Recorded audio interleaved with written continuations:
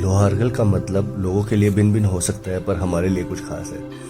वैसे तो बहुत से लोग इसके बारे में जानते ही नहीं है, लेकिन हमारे इतिहास, शास्त्र और संस्कृति का एक अहम हिस्सा है ये। मैं यहाँ जाने के लिए नवलगढ़ पहुँचा था। मेरा कजिन पहले से मेरा वेट कर रहा था। गर्मी ज़्यादा होने की वजह से हम सुबह से ही इसे टाले जा रहे थे। करीब शाम 6 बजे हम दोनों ने आखिरकार यह डिसाइड किया कि हम जा रहे हैं। वैसे तो नवलगढ़ से सिर्फ 25 किलोमीटर ही दूर है। आप सोच रहे होंगे कि इतनी सी दूरी के लिए इतना सोचना। तो आपको बता दूं कि टाइम यहाँ दिन का तापमान 47 से 48 डिग्री चल रहा है और इतनी गर्मी में बाहर निकलना किसी मरने से कम नहीं है। यहाँ नवलगढ़ से 20 किलोमीटर दूर गोलियाना नाम से एक छोटा सा गांव है, जहाँ से 5 किलोमीटर दूर पड़ता है ये लोहारगल। अरावली की पहाड़ियों में बसा यह गांव वैसे तो बहुत पुराना है, हालांकि हमारे परिवार वाले यहाँ हमेशा आते रहते हैं। पांडवों और महाभारत से जुड़ी यहाँ की बातें और कहानियाँ बहुत प्रचलित हैं, लेकिन वराह पुराण में लोहारगल के बारे में विष्णु जी का पवित्र स्थान कहे जाने वाला श्लोक जब से हमने पढ़ा है, इस स्थान का उद्गम समय क्या हो सकता है, इस स्थान का हमारे शास्त्रों में क्या महत्व है, इस बारे में मेरी रुचि और भी बढ़ गई है।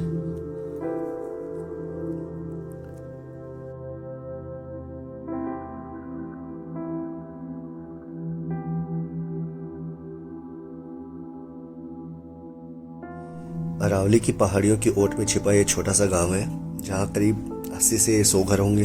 तीर्थ होने की वजह से यहाँ बहुत से मंदिर बने हुए हैं। गांव के अंदर घुसते ही यहाँ की प्रसिद्ध चेतन दास जी की बावड़ी बनी हुई है।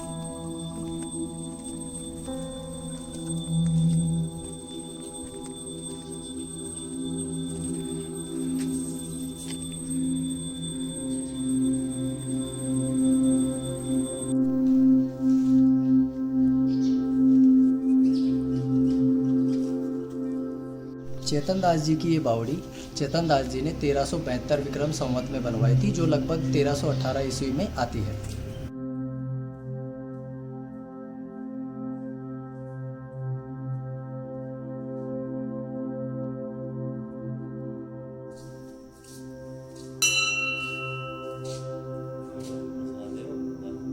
चेतन दास जी यहाँ के बहुत पुराने संत हुए हैं जिन्होंने ये बावड़ी बनवाई थी।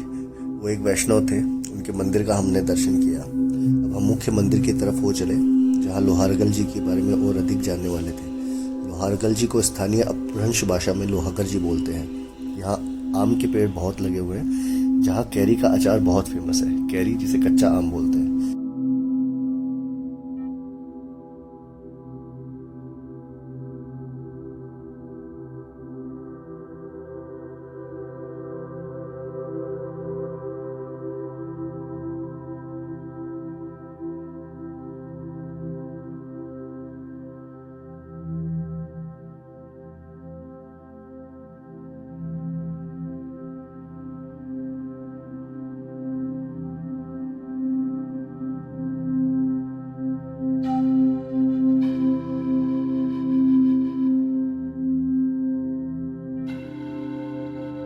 कि हमें लगभग 7:30 बज चुके थे और एक छोटा सा गांव होने की वजह से जल्द ही दुकानें बंद हो रही थी।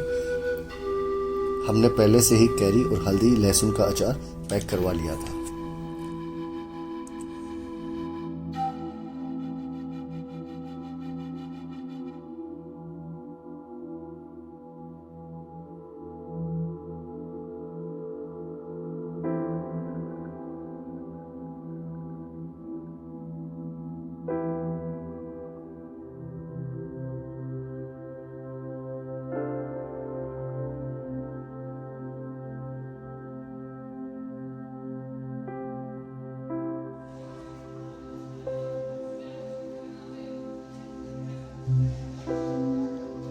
अचार पैक करवाकर हम मुख्य मंदिर की ओर बढ़ चले। यहाँ का मुख्य मंदिर सूर्य मंदिर है और यहाँ का मुख्य जो कुंड बना हुआ है उसे सूर्य कुंड बोलते हैं। ये वही कुंड है जिसको पांडवों की प्रायश्चित स्थली बोला जाता है। यहाँ युद्ध के बाद शस्त्र इत्यादि उनके गल गए थे और वो पाप मुक्त हुए थे। इसीलिए इसे लोहारगल बोला जाता है, क्योंकि यहाँ लोहा गल जाता है। हम जैसे ही वहाँ पहुँचे, हम थके हुए थे और गर्मी से परेशान होकर हमने तुरंत अपने कपड़े उतारे और कुंड में नहाने को कूद गए।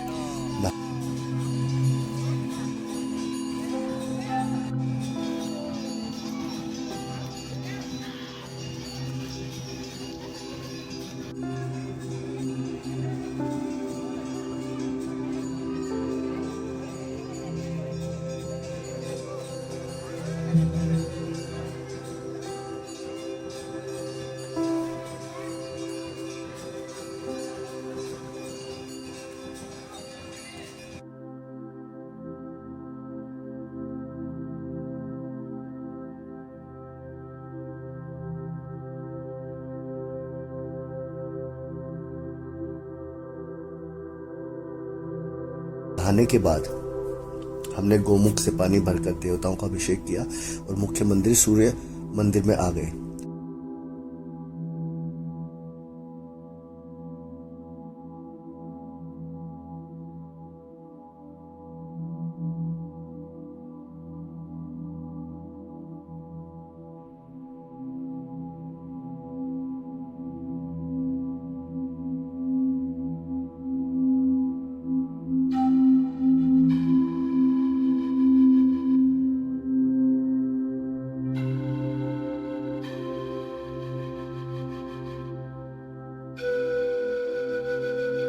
जहाँ मंदिर की परिक्रमा करते हुए हमने भीम गुफा और भीम कुंड देखा। प्रायश्चित स्थली होने के कारण प्रायश्चित करने आए पांडवों ने यहाँ कुछ दिन जरूर बिताए होंगे, जिसकी वजह से यहाँ पर भीम गुफा और भीम कुंड बने हुए हैं।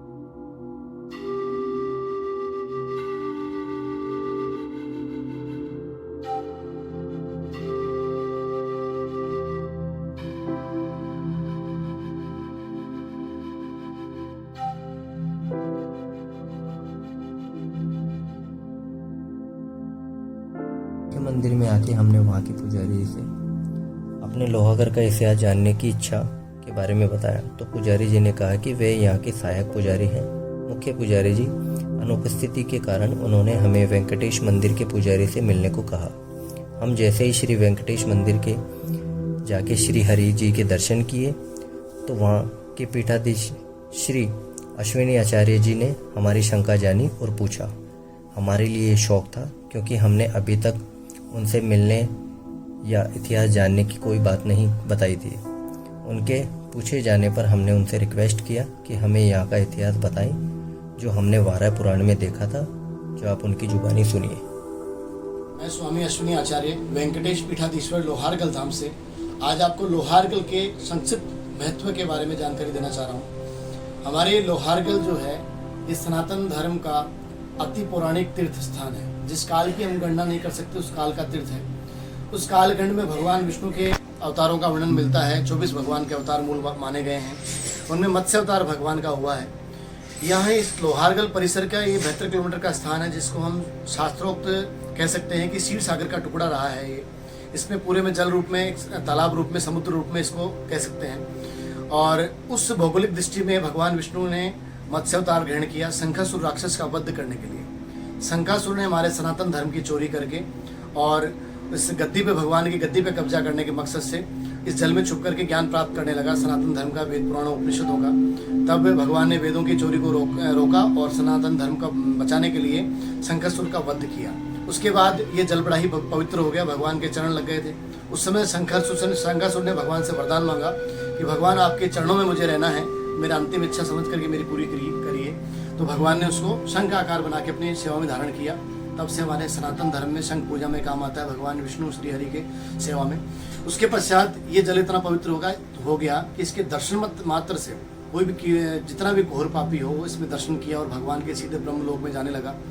तो सारे देवता चिंतित होकर भगवान विष्णु के शरण में गए और जाकर के प्रार्थना करी। तो भगवान ने इस लोक में जो व्यवस्था खराब हो रही थी और सीधे लोग ब्रह्म लोक में जा रहे थे, उसको रोकने के लिए मालकेतु पर्वत है, सुमेरु पर्वत के पौत्र नाती, उन दोनों को भगवान ने आदेश दिया कि तुम जाओ और जाकर के तुम्हारी अरावली श्रृंखला को वहाँ विराजमान कर दो। तो मालकेतु ने अपने पर्वतों को ला करके यहाँ, अपने जो उनका विशाल काय स्वरूप था वो ला करके यहाँ विराजमान कर दिया। तो जैसे ही मालकेतु विराजमान हुए तो विराजमान होने से इसमें 7 धाराएं जल की निकली।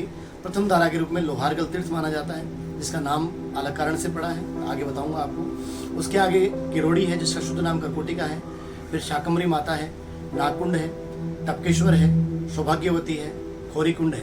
ये 7 धाराओं का समावेश उस समय हुआ। ये जलधारा उत्पन्न हुई। देवता बोले भगवान ये जल तो फिर सामने आ गया, आप घोर पापी फिर दर्शन करेंगे, फिर ब्रह्मलोक में आएंगे।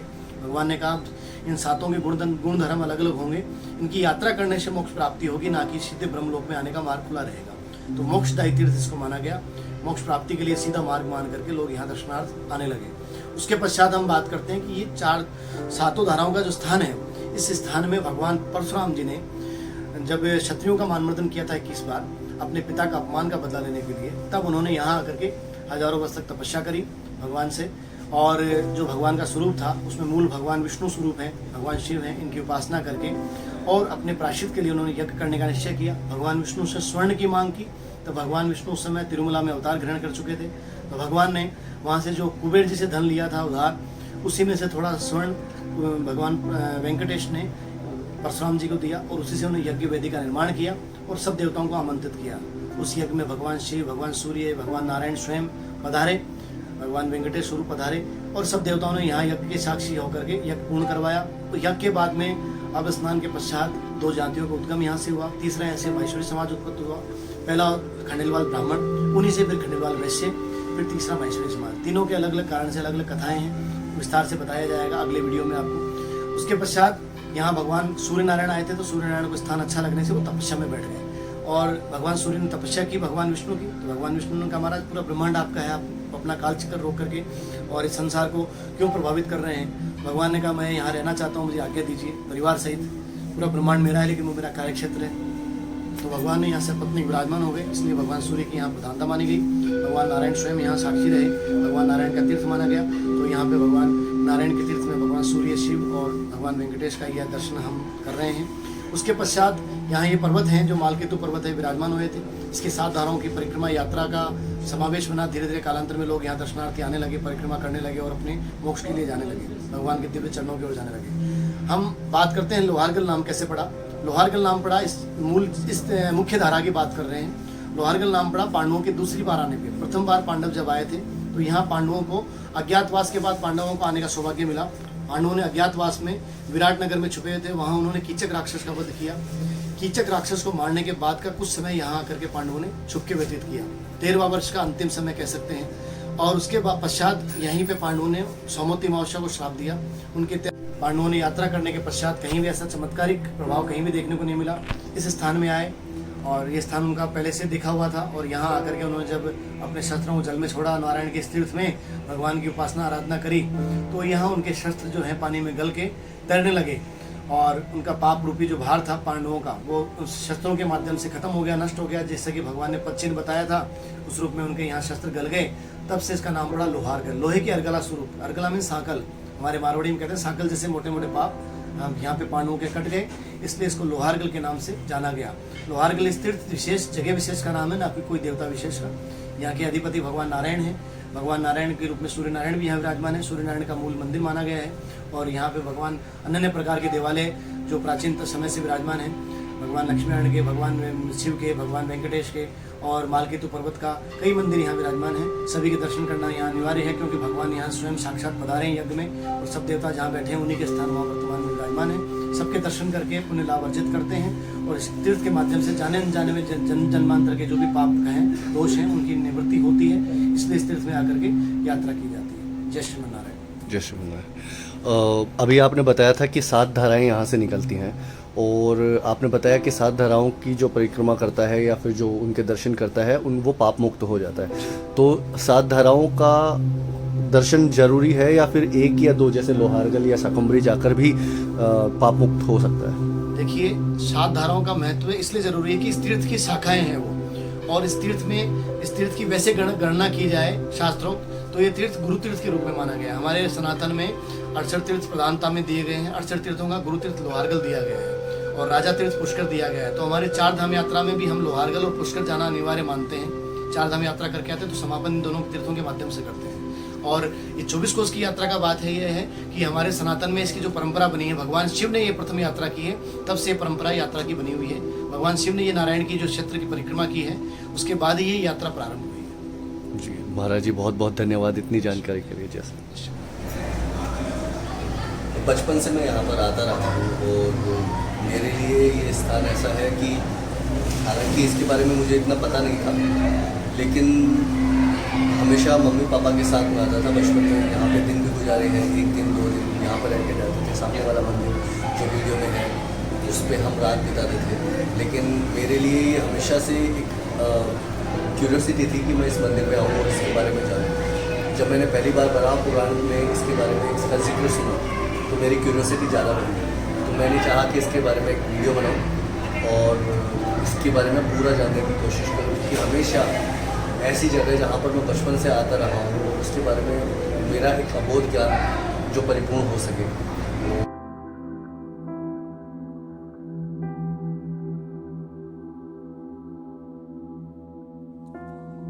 स्वामी अश्विनी आचार्य जी से मिलकर हमें अपने बहुत से सवालों और लोहारगल की महत्वता का जवाब मिल गया था। लेकिन ये सवाल के जवाब ने हमें और उत्सुकता में डाल दिया। वापस जाते समय हमें यह विचार आ रहे थे कि पूरे भारतवर्ष में ऐसे कितने ही छुपे हुए रहस्य और आध्यात्मिक तीर्थ होंगे जिनकी ख्याति तो इतनी नहीं है लेकिन हमारी संस्कृति का एक अटूट हिस्सा है और जिनके बारे में पुराणों में तो लिखा गया था लेकिन आज की मॉडर्न लाइफ में रह रही पब्लिक को इसके बारे में कुछ ही पता है। अब हमारी खोज ऐसे ही स्थानों के परिचय को लेकर होगी जो सिर्फ हमारे नॉलेज को नहीं बल्कि हमारी संस्कृति को जानने की ओर एक विशेष कदम होगा। अनादिकाल का यह तीर्थ लोहारगल सच में एक बहुत ही खूबसूरत जगह है। बचपन से ही हम दोनों यहाँ परिवार के साथ आते रहे हैं लेकिन आज अरावली की वादियों में बसा यह तीर्थ हमारे लिए एक पहले तीर्थ यात्रा की तरह बनी जगह है। जो भी भारत की संस्कृति और यहाँ की रहस्यमयी दुनिया में खोना चाहता है वो एक बार इस तीर्थ पर जरूर आए क्योंकि प्रथम तीर्थ होने के कारण सभी तीर्थों की यात्रा तभी परिपूर्ण होगी जब यहाँ पर आके जाएंगे। और अब हम ऐसे ही रहस्यमयी खोजों के लिए निकल पड़े हैं। हमें सपोर्ट करने के लिए हमारे चैनल को सब्सक्राइब करें, बेल आइकन को जरूर दबाएं और ज़्यादा से ज़्यादा लाइक करें। हमें आपके फीडबैक्स का भी इंतजार रहेगा जो आप कमेंट बॉक्स में लिख सकते हैं। तब तक के लिए नमस्कार।